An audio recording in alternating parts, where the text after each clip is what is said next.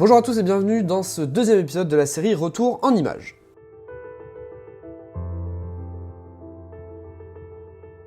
Pour ceux qui n'auraient pas vu le premier épisode, je vous invite à aller le voir et j'explique exactement tout le pourquoi du comment je fais ce genre de série. Et aujourd'hui, on va faire une petite partie de mon voyage aux États-Unis, comme je vous l'ai dit dans la précédente vidéo. Et cette fois-ci, on va attaquer San Francisco. Avant d'entrer dans le vif du sujet, je voudrais déjà dire merci à ceux qui ont pris le temps d'écrire un petit commentaire dans la vidéo précédente de cette série, pour me faire des retours, pour me dire ce qu'ils avaient pensé des images, etc. et ce que je pouvais améliorer. Il y a quelque chose qui est ressorti de ces commentaires, c'est que effectivement j'avais pas précisé quel appareil et quel moyen j'avais utilisé pour prendre ces photos. Alors il se trouve que tout a été fait au Nikon D3100 que j'ai encore actuellement, et pour répondre aux questions de ceux qui se posent la question de savoir si j'avais du matériel argentique, je n'ai pris de matériel argentique qu'un appareil photo jetable qu'Yvan m'avait offert au début du voyage. J'ai dû faire une croix en termes de poids à transporter, j'ai dû faire une croix sur le matériel photo argentique, mais c'est pas grave, j'ai fait tout en numérique, donc j'ai utilisé un Nikon D3100. La majorité, donc je pense entre 90 et 95% des images ont été faites avec le kit de base 18-55 f3.5.5.6. J'avais emmené mon 35 mm f1.8, mais très honnêtement je l'ai utilisé pour très peu de photos. Et le dernier objectif que j'avais pris avec moi, c'était une focale fixe, un téléobjectif, un 135 f2.8 Nikon, qui est un objectif que j'avais récupéré quand j'avais acheté mon Nikon F801S. Donc pas d'autofocus, rien, mais ça me permettait quand même, notamment par exemple sur les photos que j'ai faites à San Diego du zoo, bah ça m'a quand même sauvé la vie parce que du coup je pouvais faire des photos d'assez loin. Après c'est un objectif qui n'a pas forcément un piqué extraordinaire et qui n'a pas un rendu forcément top derrière en numérique, d'autant que j'ai remarqué qu'il voilait énormément les photos, donc il faut quand même pas mal retravailler le contraste et utiliser le voile, la correction du voile sur Lightroom. Mais voilà, ça répond à la question de ceux qui me l'a posé. En tout cas, voilà le matériel que j'ai utilisé pour faire la série aux États-Unis. Nos premiers pas à San Francisco ont commencé un samedi soir où nous sommes allés donc, chez notre coach surfeur qui nous attendait dans un quartier vraiment merdique à San Francisco, j'ai pas peur de le dire franchement. Il y a énormément de drogués dans les rues, c'est pas forcément... Enfin ça donne pas un sentiment de sécurité très honnêtement, même si il nous est rien arrivé. Mais voilà, c'est un quartier un peu pourri et du coup le soir on n'avait pas vraiment envie de traîner par là. Donc on s'est dit qu'on allait un peu se balader, essayer d'aller voir la baie, voilà. Et j'ai réalisé cette première photo du Oakland Bay Bridge, si je dis pas de bêtises, que j'ai traité en noir et blanc, que je trouve plutôt sympathique.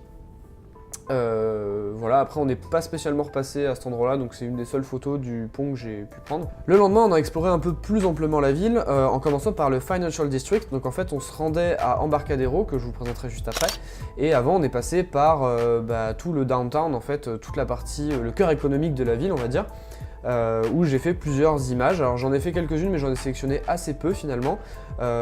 J'ai privilégié des images plutôt bien composées et qui me parlent moi.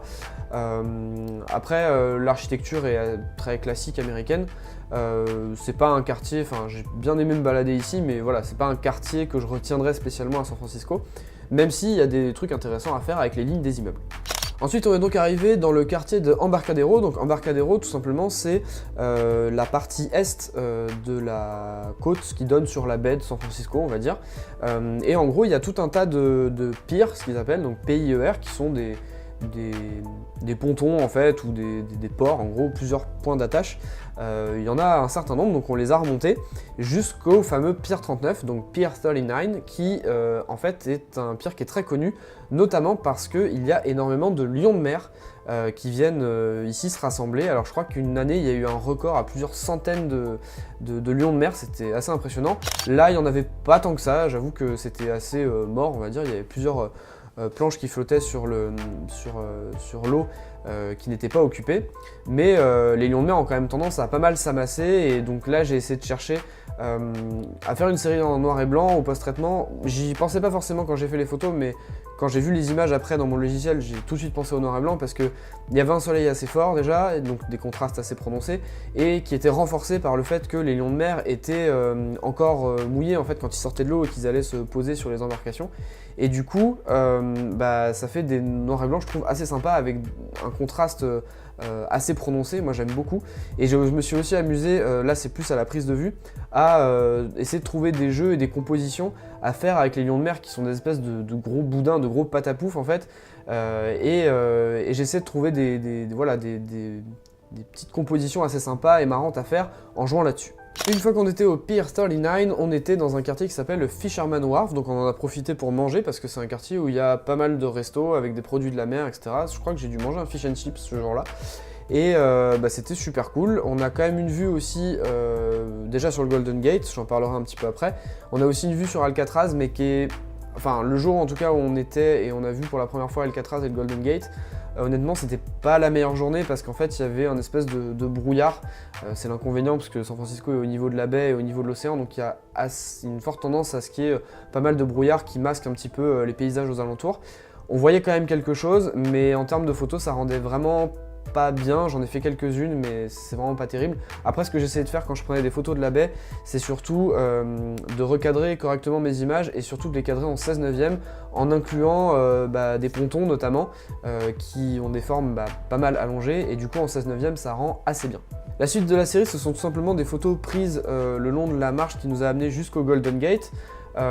Du coup j'ai fait quelques images de la baie encore une fois avec le Golden Gate, mais il n'y a vraiment pas grand chose qui rendait à part les photos que je suis en train de vous présenter aujourd'hui. Là pour le coup vous marchez, vous avez une vue quasiment en continu sur le Golden Gate et donc sur le côté vous avez des petites plages. Alors les gens viennent se dorer la pilule, moi je trouve que c'est pas forcément les meilleures plages de San Francisco.